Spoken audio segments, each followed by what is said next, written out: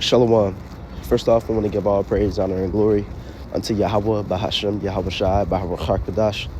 I'm going to give double honors to the apostles, elders, and bishops of GMS who have taught us this word and teach us this word today. And I want to give a salutation unto the elect of the nation of Israel.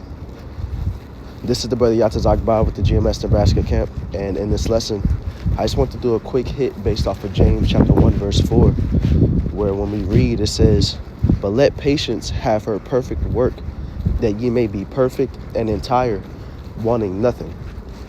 And so what I wanted to go into based off this precept is that, we can get to a point in this truth where, the Lord has us at a certain level, and he may keep us at that level for a prolonged period of time so that we can properly learn all the things that we need before he sends us to the next level. So what do I mean by that? It may come to a point to where, we're, going from glory to glory. We're learning new things.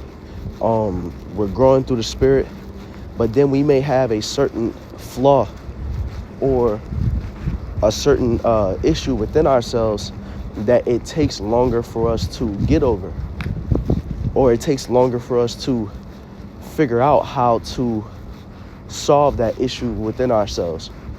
And the Lord may have it, it can get to a point to where it becomes frustrating, or it may hurt a person's self-esteem because they're like, man, like, why am I still struggling with this? I shouldn't be at this level. I shouldn't be still struggling with this. Well, who says that that's the case? The Lord may have it to where a person is struggling with a certain thing repeatedly so that the solution of the problem truly sinks in, so that the whole of what they're supposed to learn from that situation truly sinks in. And it takes patience in order to properly receive it. Because if we fight back against the Lord trying to make sure that he's making us entire from that situation, we'll miss the whole point of what the Lord is trying to show us. So let's get into a couple of these words. Let's read it again. It says, "But let patience have her perfect work." So let's get that word patience. All right, it's a Strong's G5281, the Greek word hypomone, and it says steadfastness, constancy, endurance. So that means that you have to keep on coming back to something over and over, no matter how many tries it takes. It says in the New Testament, the characteristic of a man who is not swerved from his deliberate purpose and his loyalty to faith and piety by even the greatest trials and sufferings. So no matter what's trying to swerve us, we keep on staying on the track of this truth. And so what can try to swerve us in this topic, what I'm speaking about, is that Satan can come in and say, oh, you still at this level after all this time, and try to, play on our self-esteem, try to poke at our pride about a situation. But in humility, we have to understand the Lord has us wherever we're at. Now, is it okay to be complacent with where we're at? No, not at all.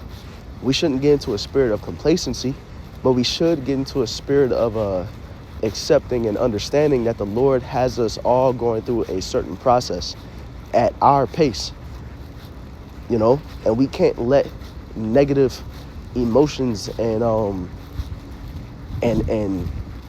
impatience get in the way of that, because we'll lose the plot. We'll lose the point of why the Lord even has us going through what we're going through. I'll use the analogy of the gym, for example.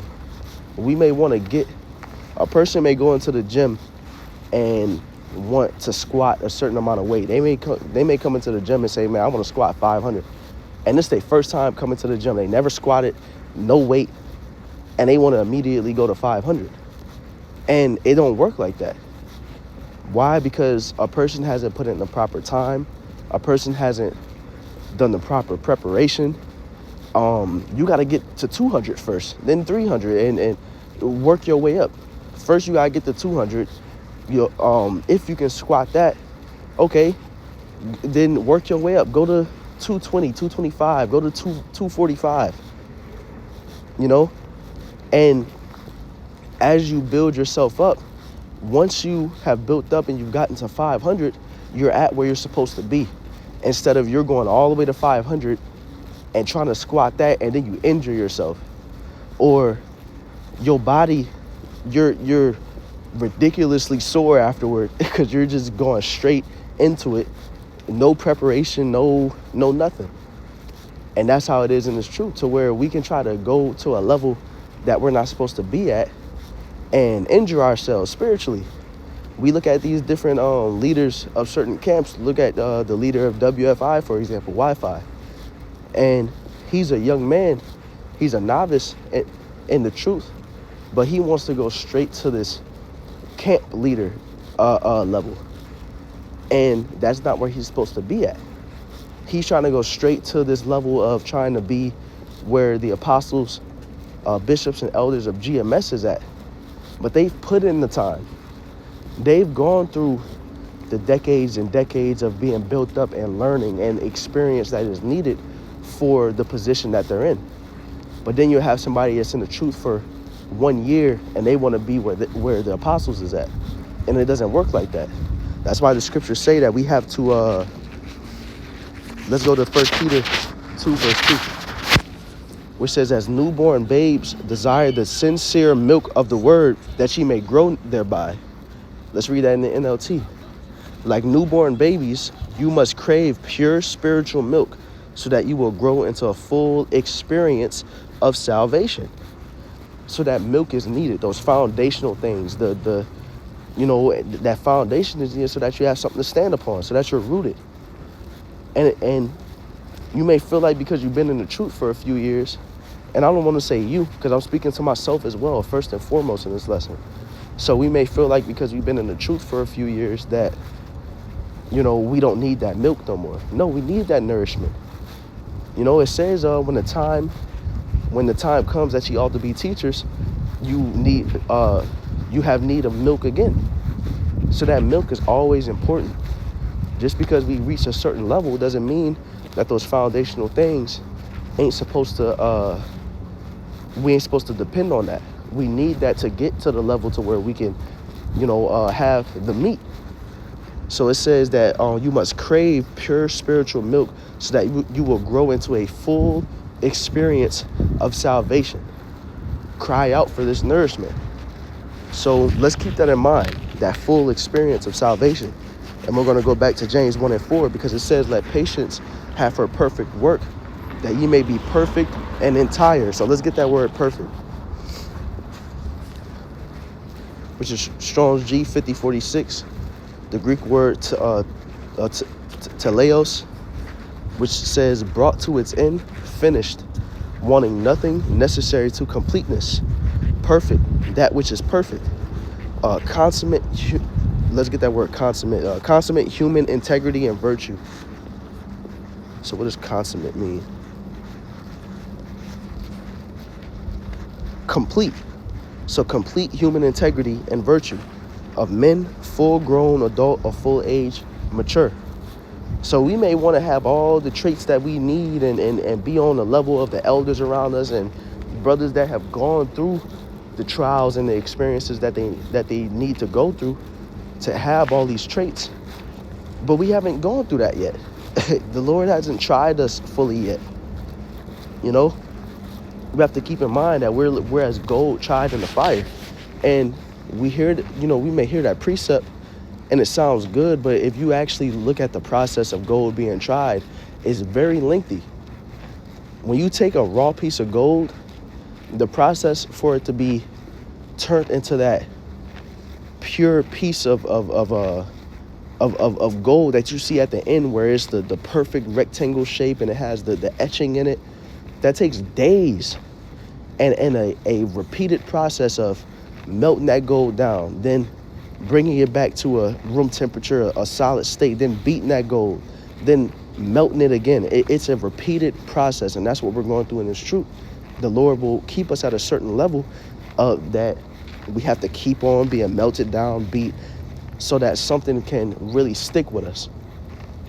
I'll bring in one more example of, anybody that plays video games, to where games have a level system, and the Lord it's just like in a video game where you start off at level 1, and a person, Zalaki, it's a little funny because I'm thinking about times in the past playing games where you'll try to go straight to a level 30 boss and die immediately, so you have to deal with level 1 problems in that game, maybe level 2 problems, and build up that experience, so that then you'll level up, then you can deal with level 2 problems, and then level 1 problems is easy for you now. The elder put me on this game called Wukong, where they got pretty hard boss fights in the game. And the first boss fight, when you get to, you're like, man, how am I supposed to beat this? Sometimes it takes days of having to get back on the game and beating this boss. But once you beat it, you get to the next boss and it's the same thing over. And it's like, man, how am I supposed to overcome this? But then you realize that you look back, and if you play them first, second boss fights that you played again, they easy for you. Because you have to keep on retrying, keep on coming back. And that's how this walk in this truth is, So let's read this precept one more time. But let patience have her perfect work, that she may be perfect and entire, wanting nothing. So as long as we continue to persevere in this truth, continue to allow the Lord to take us through that process and be patient through it, by the end, we're going to look back and we're gonna realize, man, the Lord has given me the traits that I need to be where I'm at in this truth. It may be a thing to where there was times where we was like, man, I should be further along than this. Why am I stuck here? Well, we have to ask ourselves, why are we stuck here? What are we failing to take from the lesson the Lord is trying to teach us? And then once that gets through our minds, then the Lord will push us further along. And by the end of it, we'll come to full age, full maturity. Because if we are of the elect, the Lord is going to give us everything that we need so that we are prepared for salvation, no matter what pace it may come for each and every one of us. So Lord willing, this lesson was edifying. Once again, I want to give all praise, honor, and glory unto Yahweh, Bahashem, Yahweh Shai, Bahar Kodash. I'm going to give double honors to the apostles, elders, and bishops of GMS, and a salutation unto the elect. Shalom.